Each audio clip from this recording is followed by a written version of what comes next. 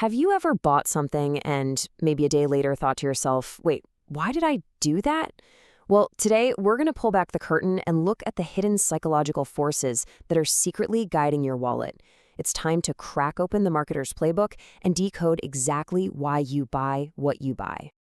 All right, first up, a quick test of your rationality. A bat and a ball cost $1.10 in total. The bat costs exactly $1 more than the ball, so how much does the ball cost? Don't overthink it. What's the first answer that pops into your head? If you said 10 cents, hey, you're in good company. That's what almost everyone says. It just feels right, doesn't it? But that quick, intuitive answer is actually wrong. And why it's wrong is the key to understanding, well, pretty much everything we're going to talk about. Okay, so the correct answer is 5 cents. Think about it.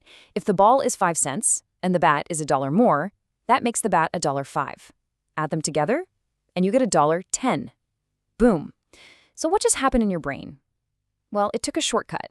Psychologists call this fast, automatic, gut-feeling part of your brain System 1. It saw $1.10, saw $1.01, and just jumped to the easy answer. And that little bat and ball puzzle, it's the perfect way to introduce this huge idea. The two competing systems inside our brain that are in a constant battle for who's in charge.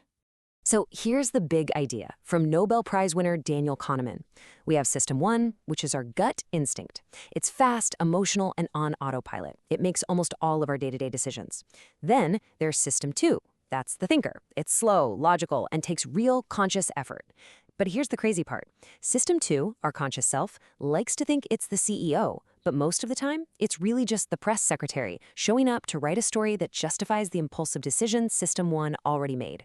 So if our brain has these two systems, you can bet that marketers have a whole playbook designed to appeal directly to the fast, impulsive one.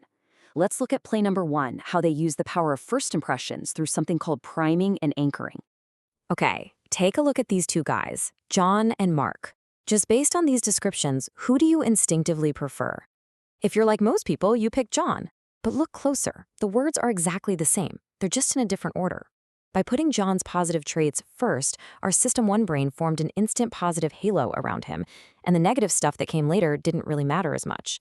That's priming. This same idea applies to numbers, which brings us to a related trick, anchoring. Imagine you walk into a store and they've got this absurdly expensive 30,000-pound watch right in the middle. Suddenly, that 2,000-pound watch next to it doesn't seem so bad, does it? That first number you see, the anchor, completely frames your perception of value. What's merely expensive now feels like a bargain. Okay, this next play is one of my absolute favorites. It's a masterclass in psychological influence. It's the art of the decoy, where a company introduces a seemingly useless option just to make you choose something else. Researcher Dan Ariely famously tested this with subscriptions to The Economist. Look at these options. You've got web only for $59. Okay, you've got print only for $125. And then you have web and print for also $125. I mean, that print-only option seems totally absurd, right? And as you can see, literally nobody chose it. But having it there made the web and print combo feel like an incredible deal, and a whopping 84% of people chose the most expensive option. But this is where it gets really interesting. He ran the experiment again, but this time he just removed that useless decoy. And when he did that, the results completely flipped. Suddenly, the much cheaper web-only option was the most popular choice by far. That useless option wasn't useless at all. It was the secret weapon making everyone upgrade. The impact was absolutely massive. Just removing that one decoy option caused a 30% drop in the average price customers paid. That single, unchosen option was a powerful, silent salesman, pushing everyone's decisions in one direction. And for our final play, we're going to look at one of the most powerful motivators wired into the human brain, our deep and often irrational fear of losing something we think we already have. Let's try another classic thought experiment. Imagine you're in charge. A disease is on track to kill 600 people. You have two choices. With Program A, you guarantee that 200 people will be saved. With Program B, you take a gamble. There's a 1/3 chance you save everybody, but a 2/3 chance you save nobody. What do? Most people play it safe and choose Program A. But what happens if we frame the exact same problem with different words? Now, here's the mind-bending part. Program A and Program C have the exact same outcome. So do B and D. Logically, our choice shouldn't change at all. But when the options are framed as a loss, 400 people will die, our thinking completely flips.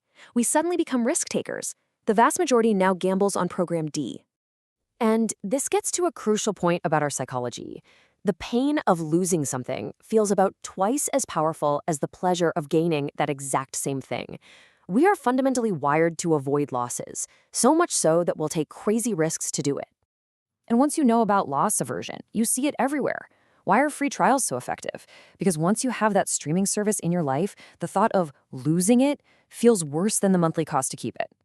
Don't miss out isn't just a catchy slogan. It's a direct appeal to your brain's deep-seated fear of loss. So after seeing all these plays from the marketer's playbook, what can you actually do about it? Well, this knowledge isn't just for them. It's a new superpower for you, the consumer. Now, it's really important to remember, these aren't just sneaky marketing tricks. They are deep evolutionary shortcuts that are hardwired into our brains. They helped our ancestors make quick decisions to survive. And honestly, just knowing that they exist is the first and most powerful step you can take toward making smarter choices. So here's how you can actually put this into practice. First, when you feel that strong emotional pull to buy something, just recognize it for what it is. That's your system 1 shouting. Second, and this is the hardest part, just pause. Give your slower, more logical system 2 a chance to even wake up and get in the game. And third, try to reframe the offer yourself. Am I buying this because it's a genuine gain, or just because I'm trying to avoid the feeling of missing out?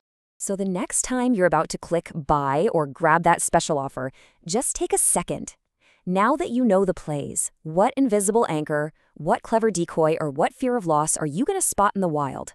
The game is always being played, but from now on, you know the rules.